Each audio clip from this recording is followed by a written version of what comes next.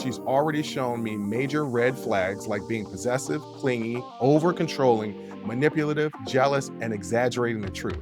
You only known her for a few months. This is not your friend yet. That's not your friend yet.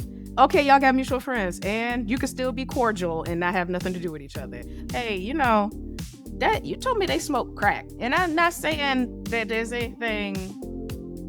Do what you do. I'm not trying to shame anybody for smoking crack, but I am.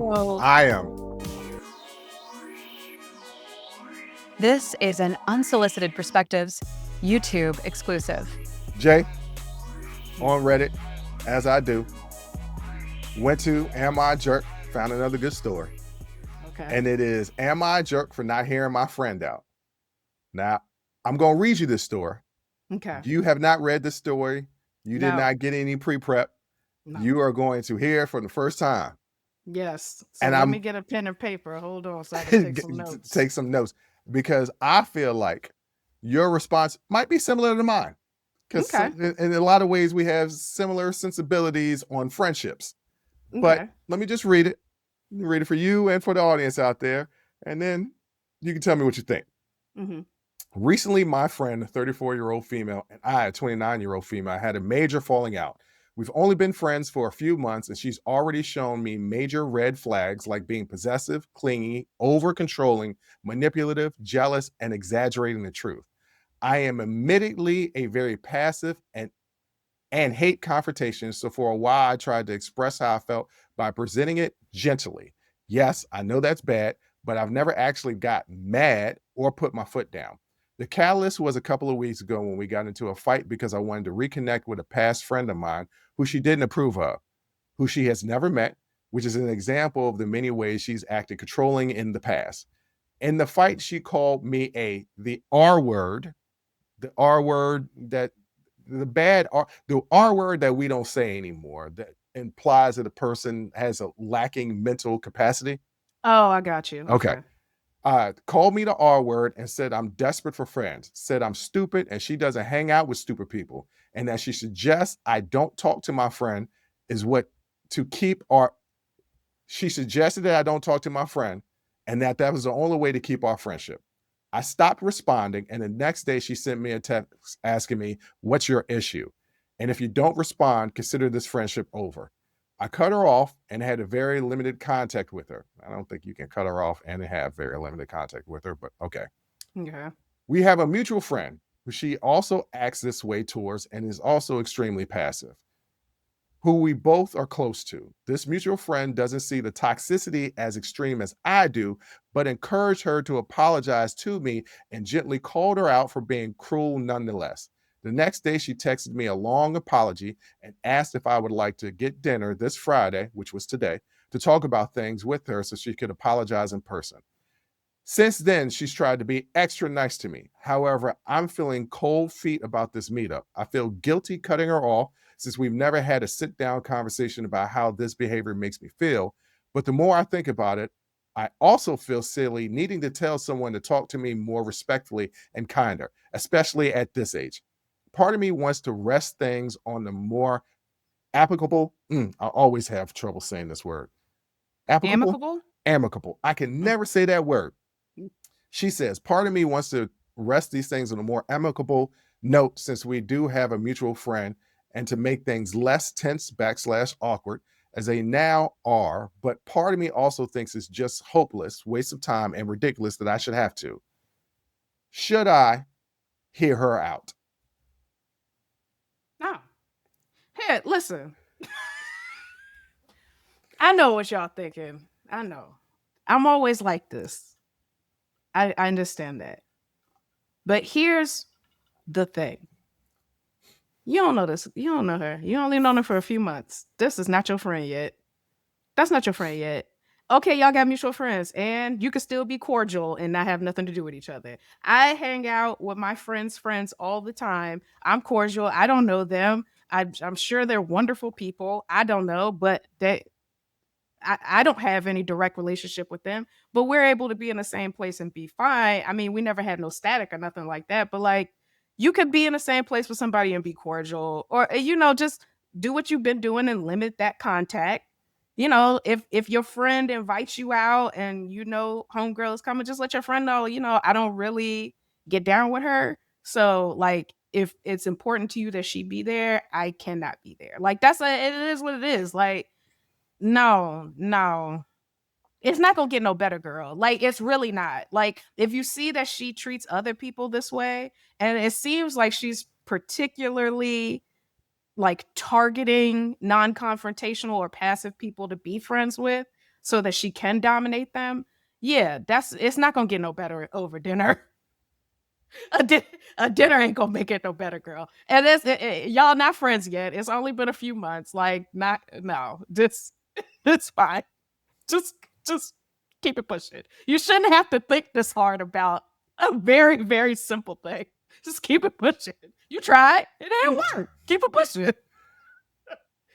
So I knew that would be your response, because immediately as I was reading this and deciding if I wanted to bring it on the show, I almost stopped as soon as she said 3 months. We've been friends for 3 months. I'm like, I don't even know why. Wait a minute. Why are you going through this complicated of an issue when you just been friends for 3 months? I could have been dating somebody for 3 months and being like, no, this thing is over because the way you talk to me, I don't even, and dating to me is more, more decisive than becoming friends. Yeah. So no, I think you're making an active choice to be friends with somebody and to maintain that friendship just on the strength of your relationship with that person. Like, there's not like any goal in mind. I'm talking about commitment levels. Yeah, like I think because there's no goal in mind for a friendship, like with a relationship, like there's usually like a long-term goal in mind. So that's what I'm saying. Like, I'm giving more of a commitment to a relationship. Yeah. So if I wouldn't even tolerate that attitude in a 3-month span of relationship, why the hell would I do it in a new friendship? Like, that doesn't make any sense to me, because my commitment level is not the same. The only reason she's doing it is because of her friend, her mutual friend. That I think she doesn't want their interactions, the three of them, to be awkward. And I think that she is solely thinking about, I don't want to make it difficult, you know, the situation awkward. But girl, you don't like this girl.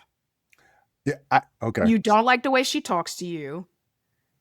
She should not be calling you she should not be calling anybody these things. Right. Certainly not somebody that she's supposed to consider a friend, about a relationship that has nothing to do with her. That don't even make that, it don't make sense. Like, it don't make sense. If she thought that this friend you wanted to reconnect with was really like a danger to you, like she could say that. Like, I would say that. Like, hey, you know, that you told me they smoke crack. And I'm not saying that there's anything, you know, do what you do. You know, I'm not trying to shame anybody for smoking crack, but I am. But also, your TV went missing the last time she was over. So, like, maybe it's not a good idea for you to reconnect with this past friend. That don't sound like what this is. She doesn't know this person. You know, it doesn't sound like that's what this is. I think it's solely because of that mutual friend. But here's the thing. If that person was also your friend, they would understand that you don't get along with their other friend, and they would do their due diligence to make sure to not make the situation uncomfortable. They're the person that's responsible because they're the friend with the both of you. So honestly, it sucks because they don't have nothing to do with it. But yeah, I don't know, girl. It's 3 months. Like, I don't know. Devil's advocate. Devil's advocate. Oh boy, here we go. Sometimes people don't know who they are. Sometimes people have been introduced and been told who they are and think they're changing and still need to evolve. This is what I mean by that. You've known me all your life. Yeah. We can both agree that in my younger years, extremely selfish and self-absorbed. Yeah. I've done a lot of work to not be that. Yeah. However, there are still times where that is absolutely evident, right? Yeah. Okay. That's fair. You could call me out on that, Bruce. Hey, this is one of them times where you're being selfish and self-absorbed. And I'd be like, Most of the time I'll be like, damn, I need to switch up. Every now and then I'll get defensive because I'm like, I've been doing the work. I shouldn't, because I'm mad at the situation and I'm still presenting that way. Now, somebody new meets me and they come into a situation where maybe I'm being selfish, self-centered, self-absorbed. This happened to me recently. They call me out on it and I'm like, damn, I really thought that I was past this. This new person is pointing this out to me. Now, they could give me grace and say, I pointed it out. Let me give him the opportunity to show me that this is not his character consistently. Or they could say, no, not going to deal with it anymore. So I said all that to say this. Yes, this person is being real ill, right? Being real ill to these other people. But maybe the other girl calling her friend out, taking it aside, be like, yo, you know, you're being real foul with the way you treating her. And she was like, girl, I was. Yeah, no, you was being real foul. And then maybe she said to herself, I thought I had been changed. Let me go ahead and call her, apologize, and let's get up to dinner to just explain. And maybe in that dinner, she's like, look, this is part of me and who I was in my past. I've been doing the work, but obviously I'm not finished with the work. I do want to be your friend.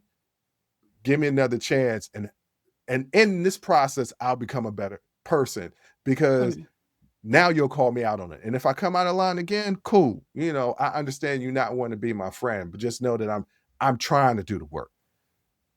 Once again, it's been 3 months. You ain't got to do that. You ain't got to. But I just want to give another side because sometimes people are trying to change, but the work is never done. The work is never done. We never become our complete selves. Hopefully we do before we take our last breath, but very rarely it happens. What you want to be doing is constantly working to be better. Yeah, I hear what you're saying. I don't think the situations are the same. I think there's a difference between being like selfish and self-absorbed and being harmful. I think the language that she used with her was harmful. And so I don't know that I'm willing to give a whole lot of leeway people calling me out my name. That's not selfishness. Yeah. I mean, she's well within her right to go to this dinner or not go to the dinner, right? Like she could go hear her out and be like, I heard you. I appreciate the apology and everything. I still don't think that we're a good match friend wise, but I want to still keep it cordial with you, you know, just so we don't make it awkward for our other friend. It could end up being that, or it could end up being, I don't want to go to this. I don't feel like it. And also I don't want to do it. Like she's already a non-confrontational person. Yeah. So going and having some big conversation where you have to confront an issue might be something she don't really want to do or is not prepared to do or any of that. And again, it still feels like it's on this person's timetable, right? Like she's like, let's get dinner tonight and we'll talk about it. Well, no, maybe I'm not there yet. Maybe we can in time, but for right now, maybe I'm not there yet. So it's really up to her, like, just so she knows the ball is in her court. Like she can make whatever decision that she wants and it won't be a wrong decision. Join the conversation and follow the Unsolicited Perspectives podcast on Apple, Spotify, or wherever you get your audio podcasts.